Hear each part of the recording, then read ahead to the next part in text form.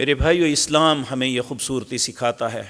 یہ خوشبو ہمیں اس لیے نہیں لگانی چاہیے کہ میں نے اپنے کسی دوست کو راضی کرنا ہے، اس لیے لگانی چاہیے کہ میرے رب کو پسند ہے. نبی کریم صلی اللہ علیہ وسلم نے فرمایا دنیا کی دو مجھے چیزیں پسند ہیں، محبوب ہیں، ان میں ایک خوشبو ہے.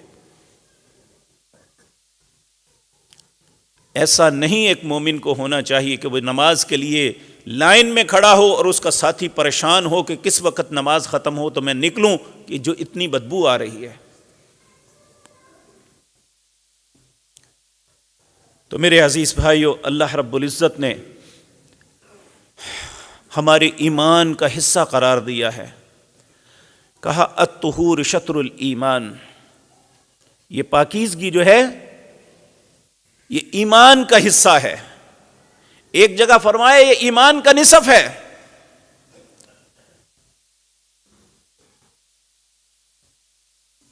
تو میرے عزیز بھائیو، دو طرح کی طہارتیں ہیں. ایک طہارت ہے خفی، وہ جو ہے وضو سے پاکیزگی آ جاتی ہے. ایک وہ نجاست ہے جو نہانے کے بغیر صاف نہیں ہوتی. جو وضو کے ساتھ ہوتی ہیں، انسان پیشاب پخانہ کرے، اس کی ہوا خارج ہو جائے، حتیٰ کہ ایک حدیث میں آتا ہے، یہ بڑا سخت لفظ ہے، ہم سب کو اس بات پہ غور کرنا چاہیے. ابو داود کی روایت ہے، نبی کریم صلی اللہ علیہ وسلم تشریف فرماتے، ایک شخص آیا، اس نے آ کے نماز پڑھی، نماز پڑھ کے آ کے آپ سے سلام کی. آپ نے اس کی سلام کا جواب دیا، کہا جاؤ جا کے وضو کرو پھر نماز پڑھو. وہ تو چلا گیا. حضرت ابو ہریرہ رضی اللہ تعالیٰ عنہ پاس بیٹھے ہوئے تھے، پوچھنے لگے یا رسول اللہ، اس نے وضو کر کے نماز پڑھی تھی. آپ نے حضرت ابو ہریرہ کو کہا، ابو ہریرہ تو نے دیکھا نہیں اس کا کپڑا ٹخنوں سے نیچے تھا، اس کا وضو کیسے رہا اور نماز کیسے ہوئی؟ آپ اس طرف میں اور آپ کوئی توجہ نہیں دیتے ہیں. ایسی بات سنتے بھی ہیں، ادھر سے سنتے ہیں ادھر سے نکال دیتے ہیں.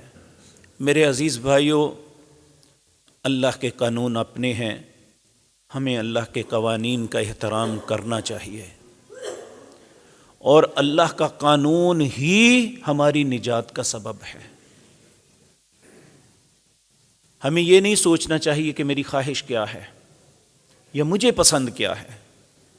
آپ دیکھیں، اگر فیشن آتا ہے تو ہم لانگ نکرز پہن لیتے ہیں یا ویسے نکریں پہن کے نوجوان پھرتے ہیں،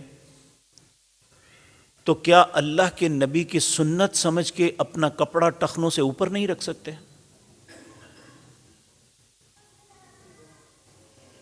اور بدقسمتی یہ ہے کہ آج اس گناہ میں علماء بھی مبتلا ہیں، اور یہ گناہ چھوٹا نہیں ہے.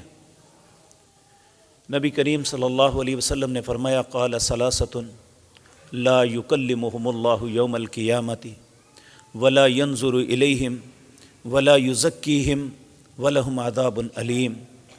3 لوگ ایسے ہیں قیامت کے دن اللہ ان سے کلام نہیں کرے گا، ولا ینظر الیہم، ان سے نظر رحمت سے بھی نہیں دیکھے گا، ولا یزکیہم، انہیں پاک بھی نہیں کرے گا، ولہم عذاب علیم، انہیں دردناک عذاب میں ڈال دے گا. حضرت ابو ذر اس حدیث کے راوی ہیں، پوچھنے لگے، خابوا وخسروا من ہم یا رسول اللہ صلی اللہ علیہ وسلم، وہ 3 بدنصیب کون ہیں؟ آپ نے فرمایا، پہلا المسبل، جس کا کپڑا ٹخنوں سے، جس مرد کا کپڑا ٹخنوں سے نیچے رہتا ہے. ایک شخص نے کہا اگر تکبر سے نہ ہو، تو آپ نے فرمایا یہ ہوتا ہی تکبر سے ہے، اگر تکبر نہیں ہے تو کیوں رکھتے ہو پھر؟ المسبل، جس کا کپڑا ٹخنوں سے نیچے رہتا ہے. المنان، جو کسی پہ احسان کر کے جتلاتا رہتا ہے اور جو اپنا سودا بیچنے کے لیے قسمیں اٹھاتا ہے. یہ وہ چیزیں ہیں جسے ہم بڑی بات نہیں سمجھتے۔ اللہ رب العزت ہمیں سمجھ عطا فرمائے۔ تو میرے عزیز بھائیوں،